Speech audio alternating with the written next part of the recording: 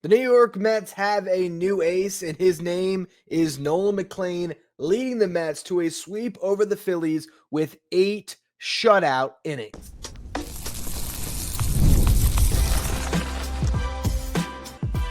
You are Locked On Mets, your daily New York Mets podcast, part of the Locked On Podcast Network, your team every day. Hello to all you amazing Mets fans. You're watching Locked On Mets, part of the Locked On Podcast Network, your team every day. I'm your host, Ryan Finkelstein. I've been covering the New York Mets on this show since the 2019 season. It's the only podcast that covers the Mets 7 days a week throughout the regular season. If you want to find some of my written work, you can do so over at justbaseball.com, where I work as the editor-in-chief. Today's episode is brought to you by Game Time. Download the Game Time app, create an account.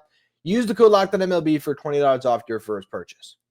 Well, the New York Mets just launched themselves into the stretch run of this season with an incredible amount of momentum. A huge head-to-head against your division rival. They were 7 games back on Monday. They swept the Phillies. They're 4 games back, and they took this season series over Philly already. They still play 4 more games in Philadelphia, and even if the Phillies sweep, the Mets have the season series. Now, if the Phillies swept that series, who knows if the Mets could really be in position to win this division. But the bottom line is, if these two teams have an even record when the season comes to an end, the Mets will win this division. So a huge series by the Mets, an unbelievable performance by Nolan McLean that we're going to spend all show talking about. But just looking at the macro of this series, not only did they beat the Phillies, they embarrassed the Phillies. Phillies fans are having meltdowns all over the place right now. You have Philadelphia radio hosts losing their mind. I know Connor Thomas, who I did the crossover with before this series starts, I've just been following him a little bit on Twitter, and he's very upset right now. All of a sudden, the Phillies are frauds, according to their fan base, because of this series, because of the way that the Mets completely dismantled this team that seemed to have a tight hold on this division. And we talk a lot on this show about winning in different ways. Good teams find different ways to win baseball games. The Mets took 3 distinctly different routes to winning their games in this series. First game, just a blowout. The bats came alive. They scored 13 runs. They won by 10. Just dominated with the bats. Game 2, complete team game, back and forth. Phillies take a lead. Mets rally back, have a 5-run inning to grab a lead. The bullpen melts down a little bit. It's a tie game. Edwin Diaz has to hold on for 5 outs. You get a chance to walk it off in the bottom of the 9th inning. You have to go up against one of the best closers in all of baseball, and you find a way to win that game. Then the final game that we got to enjoy here on Wednesday night, you saw a rookie phenom deliver a performance for the ages. I mean, that is one of those starts where if this season turns into something, if the Mets end up winning the division, that's going to be the game that you talk about, where Nolan McLean, when you had to get the sweep to really put it to the Phillies, because if you won the series, hey, it's great, but you only gain a game in the standings. When you sweep a team that you're chasing, that is massive. And under that pressure, under that intensity of a race for a young kid who's just getting his feet wet in the big leagues, not only does Nolan McLean beat the Phillies, he dominates the Phillies. And the Mets in this series outscored Philly 25-8. And they've now beaten the Phillies in 10 consecutive games at Citi Field. So if these teams meet in the playoffs, let's just say the Mets win the division, but the Phillies end up grabbing the final wild card spot, they would actually end up going head-to-head in the wild card round, and that series would take place at Citi Field. Imagine how the Phillies are going to feel coming into what's now turned into a house of horrors for them and having to try to win a couple of games. And the same thing goes if you meet them in the NLDS or the NLCS. Regardless of what happens at Citizens Bank, you are going to have a mental edge over this baseball team come October at Citi Field if you meet them again.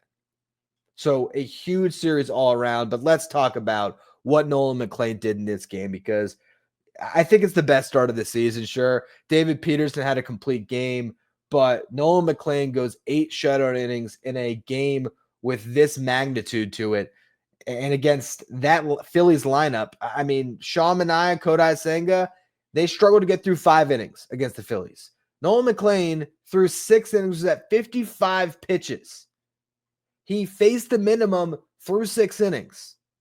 All he gave up was a 1-out single to Alec Bowman in the 2nd inning. Next pitch, double play ball. Great turn by Pete, by the way, to turn that double play.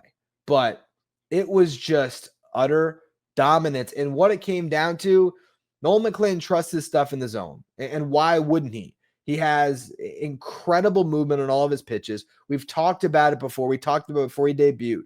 The ability to just go to that sinker and the sweeper, those 2 pitches that break in opposite directions. Watch an overlay of those 2 pitches and imagine being a hitter trying to decide where this pitch is going to break, trying to identify if I'm a left-handed batter, is this thing breaking into my hands or is it breaking away from me? His ability to go backdoor with the sweeper and just steal strikes and just to know, I can just throw my sinker in the zone because if they hit it, it's going to be on the ground.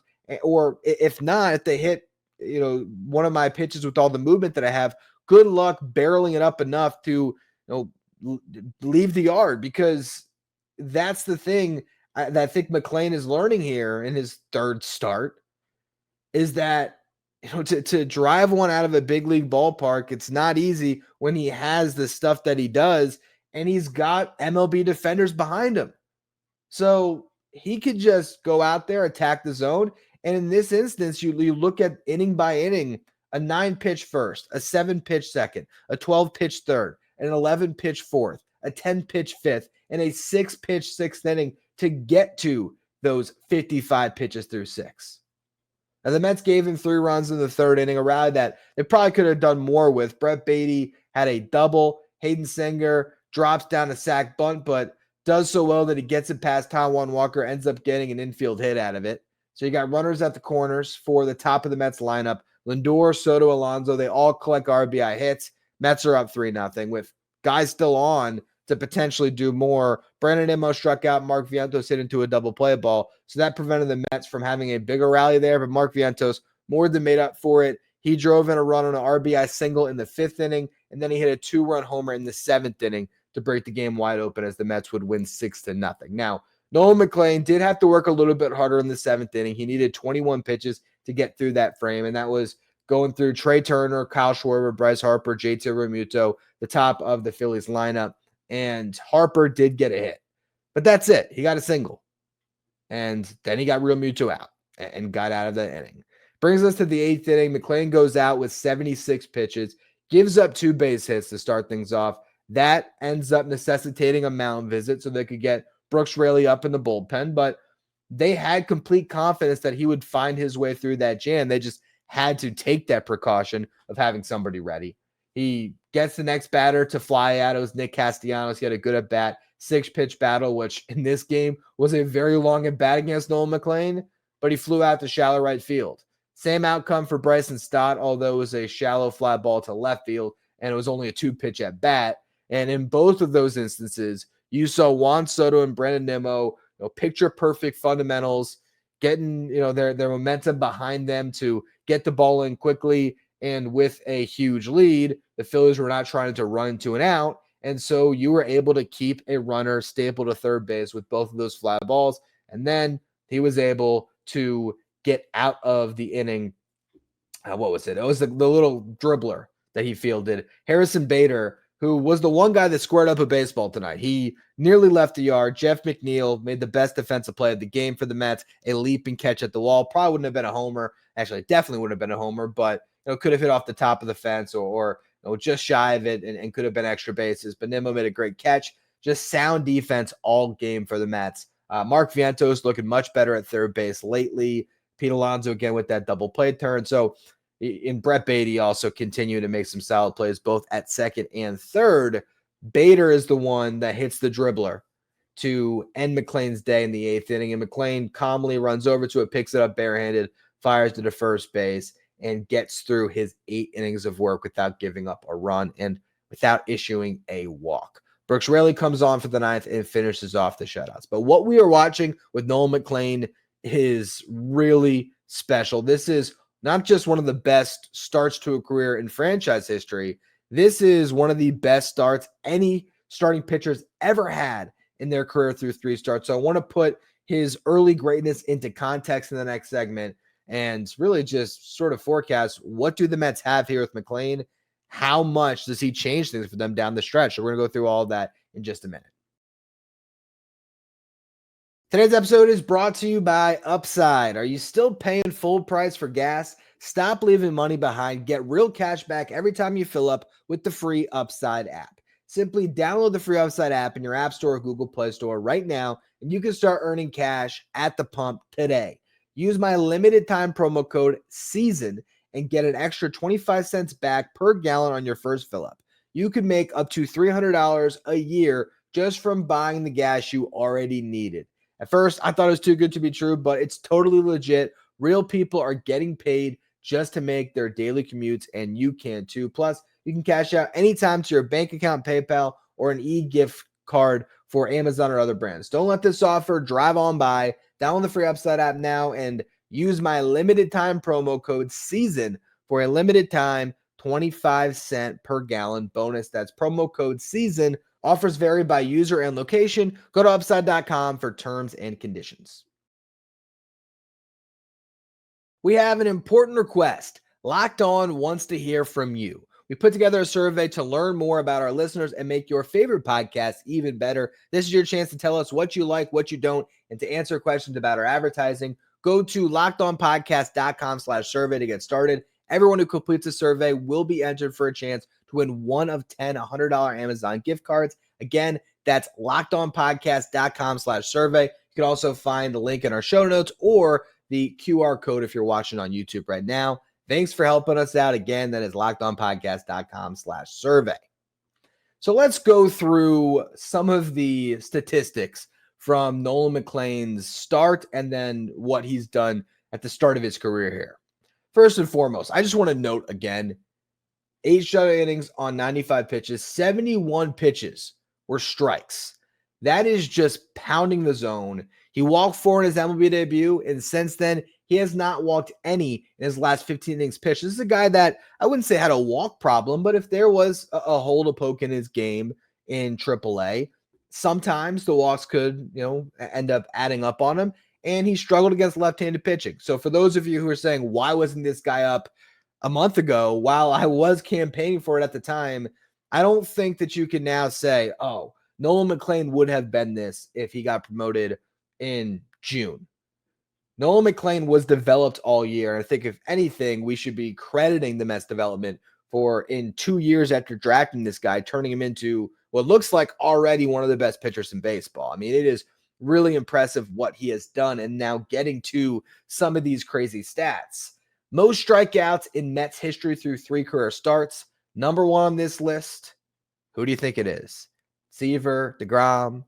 It's the Dark Knight. Matt Harvey, 23 strikeouts in his first 3 starts going back to 2012. I believe it was 11 in his debut. Nolan Ryan, 22 strikeouts in 1968. Kodai Senga, who wasn't your typical rookie, but still counts as a rookie in 2023, had 21 strikeouts. And McLean just matched him, 21 strikeouts through 3 starts. He's the youngest Met since Noah Syndergaard in 2016 to pitch 8 scoreless innings. I believe Noah Syndergaard might have homered in that game too, and he was in year 2, though. He was not a rookie. List of Mets pitchers to win their first 3 starts. Nolan McLean, that's the list.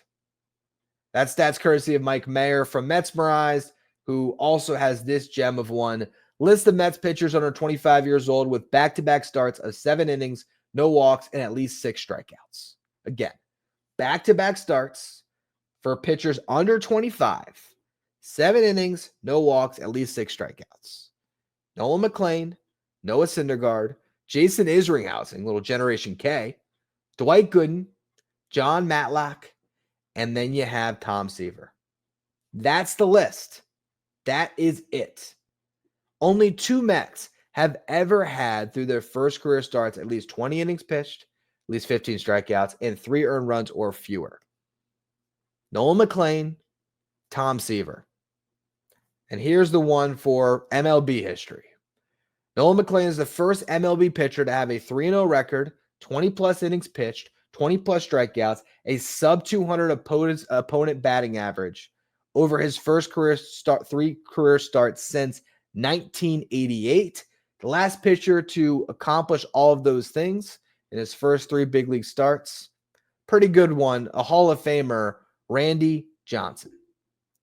When you are in the conversation with Tom Seaver, Randy Johnson, even a Noah Syndergaard or a Matt Harvey for these selected stats, it just speaks to the dominance that we are watching unfold with Nolan McLean. He has come up and he has instantly become the Mets ace. And it's truly incredible to see. The funny thing is, when I watched his first start, I was fired up, as all of you were. And I was letting all my friends that work with me over at Just Baseball know, hey, the favorite next year for NL Rookie of the Year is Nolan McLean. And remember, the Mets promoted Nolan McLean on August 16th, which just so happens to be the date that allowed him to maintain his rookie status, because he will not be on this roster for more than 45 days this season. But that's not the only way to exceed your rookie limits. And the reason why rookie limits even matter for Nolan McLean is because, again, this is a guy that can win the Rookie of the Year. And if he starts next season as a rookie on the opening day roster and he's able to win the Rookie of the Year or finish top 3 in Cy Young at any point in his first 3 seasons in the big leagues, the New York Mets would be awarded a draft pick. That's part of the PPI, which is the Prospect Promotion Incentive. So everyone thought that's the only reason why the Mets promoted him on August 16th. I think that was a part of it. I think the other part was just, again, ironing out his development and waiting for the big league opportunity because they wanted to see what they had with some of their other guys that were coming off the IL. And he, again, had to work on facing left-handed batters. And over his last 3 starts in Syracuse, he really did fix that issue. And it wasn't a huge issue. But this year in Syracuse, guys had a sub-500 OPS against Nolan McLean if they swung it from the right side. From the left side, it was over 700. Not a great OPS, but still it was something to work on. Well, now he has refined his approach to pitching. His pitchability is remarkable for a guy that, is still relatively new to starting pitching, but he's an incredible athlete, and he just has this innate ability to spin the baseball and create movement. And it has got him to this point now where he just trusts that stuff in the zone. He's attacking and he's dominating. He's sitting at 20 1/3 innings pitched through 3 big league starts. The Mets have 29 games left to play, and they have a shot right now to win this division. And that could mean huge things when it comes to playoff seeding, whether it is getting home field advantage in the wild card round, or if the Mets are in position to potentially edge out either the Dodgers or the Brewers or the Cubs or the Padres, whoever's winning those divisions, to get one of those buys. They're going to want to push Nolan McLean. I don't think he's going to start on 3 days rest, but I also don't think that they're going to run a straight 6-man rotation from this point on. Point being, Nolan McLean is going to get maybe 6 more starts. At the least, he's going to get 5 more starts. So it's either 5 or 6 starts left for Nolan McLean. If he gets 5 more starts and he averages 6 innings a start, which seems very realistic, he will exceed his rookie limits this year, because if he throws more than 50 innings, no longer a rookie next year. If he gets 6 starts, there's no doubt in my mind that he's going to exceed that. So any thought about Nolan McLean winning the Rookie of the Year, that might be reserved to this season. Because I think at this point, the way that he has come out of the gates, he's your ace. And that means if you can, with off days, get him out there a little more often and get him those 6 starts to help pitch you into a playoff position that you want to be in, as far as not just making the playoffs, but maybe winning the division, you're going to be running him out there. And so you won't get that incentive on a guy that maybe would have earned you it, but at the same time, you're getting 50-plus innings of ace-like production from your rookie in a playoff push, and you're still going to have 6 years of control of him beyond this season unless he wins the Rookie of the Year, and it's unlikely that he'll do that. Right now, the favorite in the NL, as far as the betting odds, is Cade Horton of the Cubs. He's got a 2.88 ERA across 17 starts, 18 games. If you remember, his big league debut came against the Mets, where he was the bulk guy. They had an opener that started in front of him.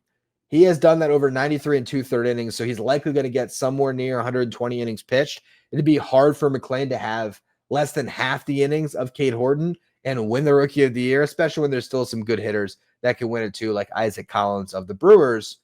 And who's the other guy that I'm forgetting? It doesn't even matter. But the crazy part about what McLean has done, he has needed only 3 starts to accumulate 22% of the innings that Horton has in 6 times as many outings. Think about it. 93 and 2/3 innings pitched across 18 outings for Horton, 20 and a third across 3 starts for McLean. This guy's very well going to get Rookie of the Year votes. I don't think he's going to win it. But if he keeps this up and he helps lead the Mets to a division title, there's going to be some people that are just saying, man, what he did down the stretch was that impressive. But the bottom line is, if you look at the Mets rotation right now and you have to pick a game 1 starter for the playoffs, is it not Nolan McLean? And it's wild that we've gotten there in 3 starts, but that is how good he's looked.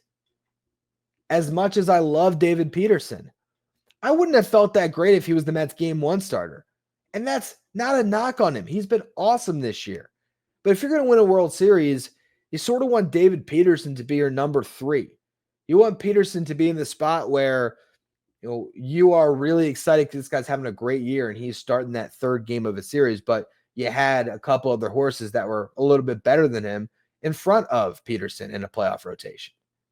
Well, right now, game 1, I think, goes to McLean. Game 2 goes to Peterson. Open competition for games 3 and 4. And who knows, if Jonah Tong hits the ground running, he very well could supplant Kodai Senga or Sean Manaea. You really never know what's going to happen down the stretch. But this really is feeling in a way like 2015, where you were trying to win, obviously, and then you were just plugging these young arms into your rotation. Obviously, it was all about Harvey and DeGrom. DeGrom coming off the Rookie of the Year. Harvey, who was, in a weird way, the face of that rotation still, even if DeGrom was the better pitcher. Wheeler goes down. Well, I don't even remember when Noah Syndergaard made his debut. I want to look at this real quick to see what. I think Syndergaard was up first, and then it was Matz. He debuted May 12th, though. So, I mean, you had Syndergaard for most of the season. I want to say that Matz got hurt. So he debuted June 28th. I guess Steven Matz would be the closest thing because he made 6 starts before the playoffs and was still counted to make playoff starts for the Mets, and they went with all the kids. It's starting to feel like that team as far as just this infusion of young arms. And then when it comes to October, it very well could be the young arms that you're counting on. The Mets might go McLean, Tong, game 1 and 2. You never know. But it's a testament to where this farm system has gotten and how well they developed these guys, where they're, for now, doesn't appear to be some type of a adjustment period that's going to be needed for Nolan McLean, because he has been developed to the point where he really has been put in a position where he can succeed. And that's just not all a testament to the Mets. It's a testament to the talent that this guy has, the moxie, the just swag on the mound, the competitiveness.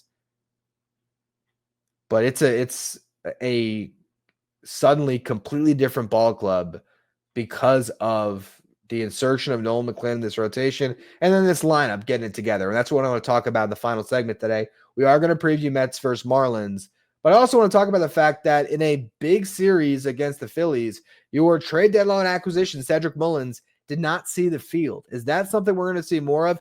Is Mullins a bench player moving forward? We're going to talk about that to close out the show here in just a minute. Today's episode is brought to you by Game Time. Have you ever decided the last minute that you want to head to the ballpark with your friends and family? Maybe it's this weekend, Mets versus Marlins. You want to get out there, see what the environment is like at Citi Field. Game Time is the place to go, because that is where you can get your last minute tickets without the stress. Game Time makes buying tickets fast and simple. Prices on the app actually drop the closer you get to first pitch. And they've got incredible deals on last minute tickets, clear seat views, and a lowest price guarantee that takes all of the worry out of buying your tickets. Game Time is the official ticketing partner of Locked On MLB, making it easy to browse the app for an exciting upcoming MLB game like Mets versus Marlins this weekend. And you can See your seat before you buy, so know exactly what to expect when you arrive. Take the guesswork. Got to buy tickets with Game Time. Download the Game Time app, create an account, use the code LOCKEDONMLB for $20 off your first purchase. Terms apply. Again, create an account, redeem the code LOCKEDONMLB. That's LOCKEDONMLB for $20 off. Download the Game Time app today. Last minute tickets, lowest price guaranteed. If you're watching on YouTube, do me a favor and hit that subscribe button. Help us get closer to our next goal of 15,000 subscribers. I'd love to get there by the end of the season, so I appreciate all of you who continue to subscribe. So across the first two games of the Mets series against the Phillies, they put out a lineup that had Mark Vientos at third, Starling Marte at DH, Jeff McNeil at second, and Tyrone Taylor in center field. Now, that lineup put up 13 runs in game one, so no surprise they rolled it back out there in game two with both of those games coming against a left-handed starter. So you had that argument for why you would bench Brett Baty or Cedric Mullins because there was a lefty on the mound, even though those guys have fared pretty well against left-handed pitching lately, and this year Mullins has been better against lefties than righties. You still had that side of it, and Tyrone Taylor was swinging a hot bat, and you want to get Vientos and Marte in the lineup against lefties because those guys are supposed to be some of your best lefty mashers. So no surprises, no reason to really even pay much mind to the fact that Cedric Mullins didn't get in the lineup. But there was a righty on the mound on Wednesday, Taijuan Walker. And instead of putting Mullins in center, the Mets, for the first time since the trade deadline, put Jeff McNeil in center field for a start. Now, they did that because they wanted Mark Vientos in the lineup, they wanted Brett Baty in the lineup, and they wanted Starling Marte in the lineup. So with Marte at DH, you got to put Vientos at third. If you're going to put Vientos at third, you got to put Brett Baty at second. And if you're going to put Baty at second, you don't want to bench Jeff McNeil. And so they felt in a game that you had to have against your division rival, the best 9 guys for the Mets starting lineup did not include Cedric Mullins. Now, Marte went 0 for 4. Vientos played a key role. Maybe in the future it will be Vientos at DH. It'll be Brett Baty at third, McNeil at second, and Cedric Mullins in center. I think right now, before even talking about the injury updates of Jesse Winker and Jose Siri, which I'll close the show with, but I think those are probably your 2 best lineups. It's either having the better defense with Baty at third, McNeil at second, and Mullins in center compared to Jeff McNeil in center. The defensive metrics will tell you that Jeff McNeil has been a better defender than Cedric Mullins this year. I still think that Mullins in center, McNeil at second, and of course having Vientos as your DH, that's a better defensive alignment. But offensively, the way Marte's been swinging it, it does make sense. And come playoff time, they might decide, you know what? We're going to start games with Vientos at third and Marte at DH. And live with whatever defensive shortcomings you might have because that's your best 1 through 9. And so it's really interesting because you talk about this trade for Cedric Mullins, and ultimately they gave up some relievers, some relief prospects. I'm not going to lose sleep about the prospects they gave up to get Cedric Mullins. I'm not going to say right now, revisionist history, they shouldn't have made that trade. But I did talk about the potential acquisition of Cedric Mullins leading up to the deadline. And for those of you who are listening to this show, I was not a fan of making that move. I wanted the Mets originally to get Jarren Duran because I didn't think there was any rental center fielder that would really move the needle. Then as it got closer and Duran was pretty clearly off the table, I sort of pivoted and I said, maybe it's bringing back Harrison Bader. Maybe it's getting Luis Robert. And then really right up to the deadline, I was all in on the idea of Robert because of the superstar ceiling, and he played great in July. He's been back in the dumps in August. I think it's probably because he just can't wait to get out of Chicago, and he just doesn't care anymore to try for the White Sox when he's not trying to get traded. But the point is, I understood the fit with Luis Robert because of the high ceiling, because of the fact that if nothing else, he was a supercharged version of Tyrone Taylor because he's also a really good defensive center fielder. Mullins is not, and that is why I was originally against the move for a long time until the Mets made the move, and then I was able to talk myself into it because at the time, you were able to move Jeff McNeil to second base, and I still think, even today with how good Brett Baty's playing, Jeff McNeil is the best all-around second baseman on this team, just like I think Brett Baty is the best all-around third baseman on this team. Even with the way Mark Vientos is swinging, I think in the long run, Vientos should be your DH, but Marte is playing himself into the lineup. And so I just wonder if this is the lineup they would run into the playoffs with Jeff McNeil back in center field. Because again, before the deadline, I talked about the fact that Cedric Mullins had a great start to the season and then was in the dumps for a while. He came out of it right before getting traded and had a good July, but he's been a very streaky player. And he's not the best defensive center fielder, where I really do think in a vacuum, who is the better center fielder all around, if you factor in hitting and defense, McNeil or Mullins? I do think it's Jeff McNeil. I just think that for this team, it still might make sense for McNeil to play second, Mullins to be in center, and to go with Vientos as your DH over Marte. But if Marte keeps swinging the bat like this, that is what could happen here. And after the trade, I said, you're going to run Mullins out there every single day throughout August, which they largely did to see what they have. But once you got into September, we might start to see Jeff McNeil get back out there if they think that there is a better version of their lineup because of how the other guys are playing. The way that Beatty, Vientos, and Marte are playing right now, it really may push Cedric Mullins into a bench role. So we'll see how it all works out. You still don't know. But I do think it's interesting, even though I don't disagree with the lineup. Again, this could be the best lineup the Mets have, the one that they rolled out there against Taijuan Walker. That might be their best 9.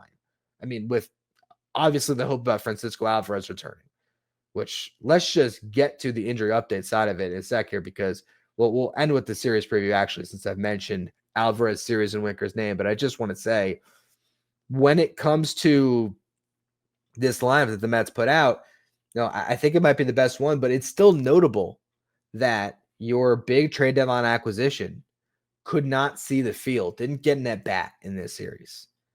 And that might be indicative of how they feel about Mullins moving forward, where he might be relegated at some point here throughout September, where they might go back to McNeil in center, Beatty at second, Vientos at third. They might decide, hey, Ronnie Mauricio, we want to see him get some looks again. They might stick him at third base for a little bit. We really don't know it's going to play out. The bottom line is this roster is really talented. But to get to the updates on the injuries, since we've mentioned all their names, Jose Siri and Jesse Winker each began rehab assignments in Port St. Lucie. But this is them starting over at like spring training. They got a couple at bats each.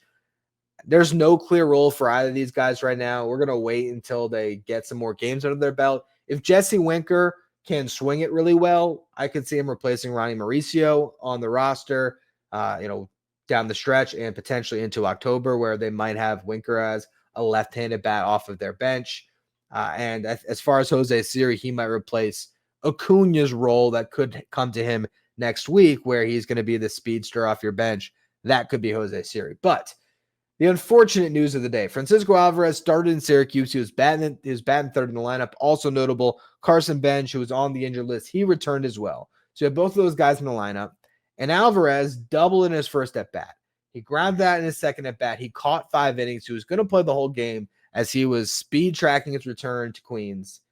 And then in the top of the 6th inning, you cannot even make this up, he gets drilled in the hand. Now, it was not the hand that's hurt. It was not his throwing hand, his right hand. But it was the pinky of his left hand. So now, all of a sudden, he might have a broken pinky and a torn ligament in his thumb in opposite hands, which could end his season. You really don't know.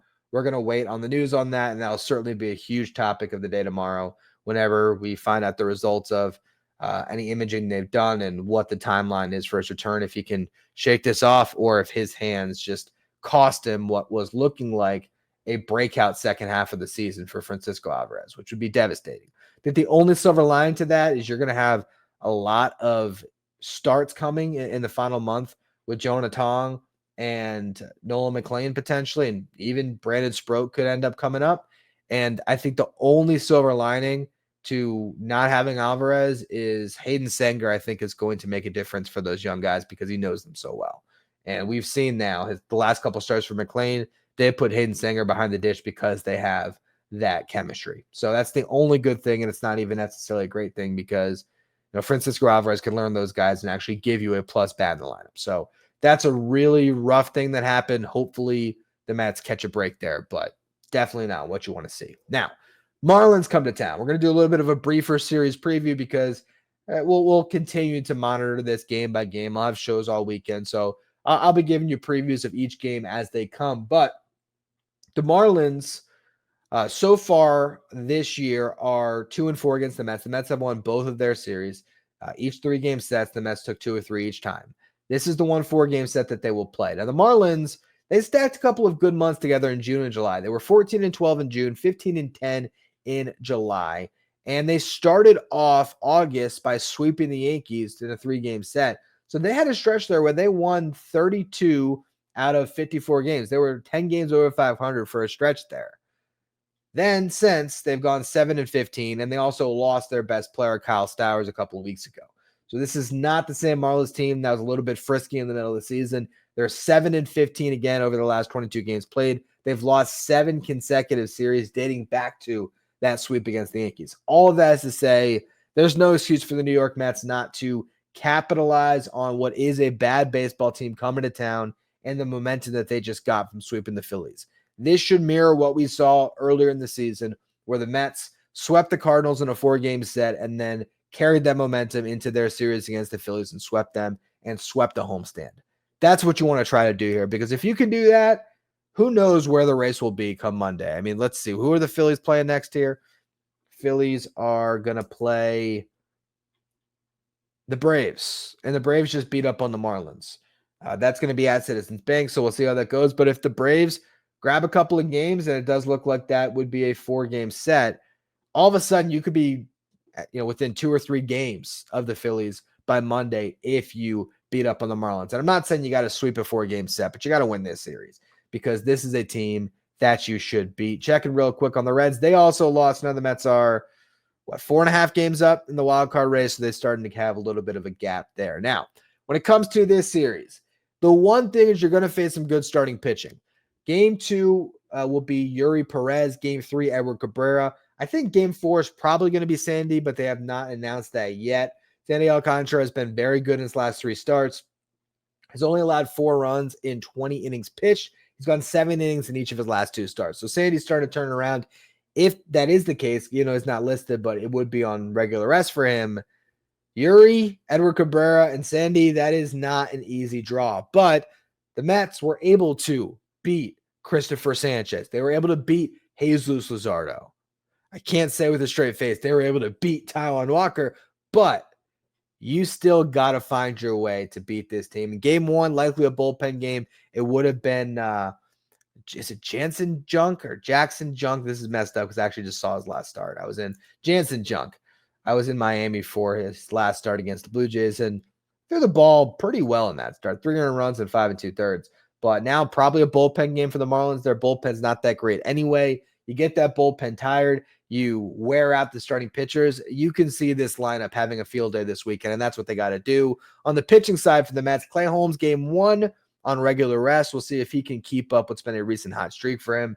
Seems like he has been just riding the coattails of Nolan McLean. He's pitching right after him, and he's gotten some good juju ever since. So we'll see if that holds up. Game 2, Friday night, the debut of Jonah Tong. So we're all going to be fired up to watch that. Game 3, it'll be David Peterson. Game 4, Kodai Senga. So you got some good pitchers on the mound.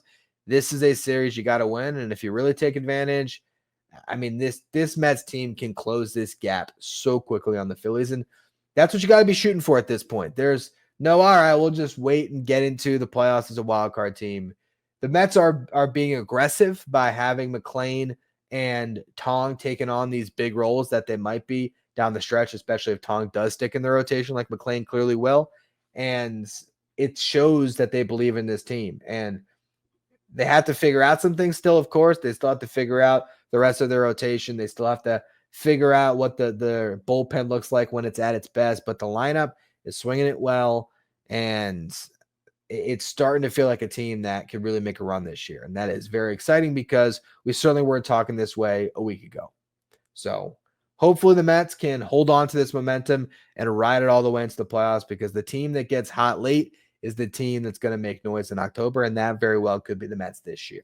Anyway, that's going to be all for this edition of Locked On Mets. Appreciate all of you for tuning in. Make sure you follow, rate, and review wherever you get your podcasts. Subscribe if you're watching on YouTube. Help us get to that next goal of 15,000 subscribers. If you want to be a Locked On Mets insider, you can find a link in the episode description. Go to subtext.com.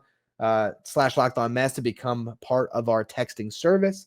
And as always, thank you for making Locked On Mets your first listen, your first watch every day. And after your second watch, check out Locked On MLB Game Night, the show that'll take you around all the action in Major League Baseball with insight from our local experts and league-wide experts that'll take you through all the games. You can find Locked On MLB Game Night on the Locked On MLB YouTube channel as well as the Locked On MLB podcast feed.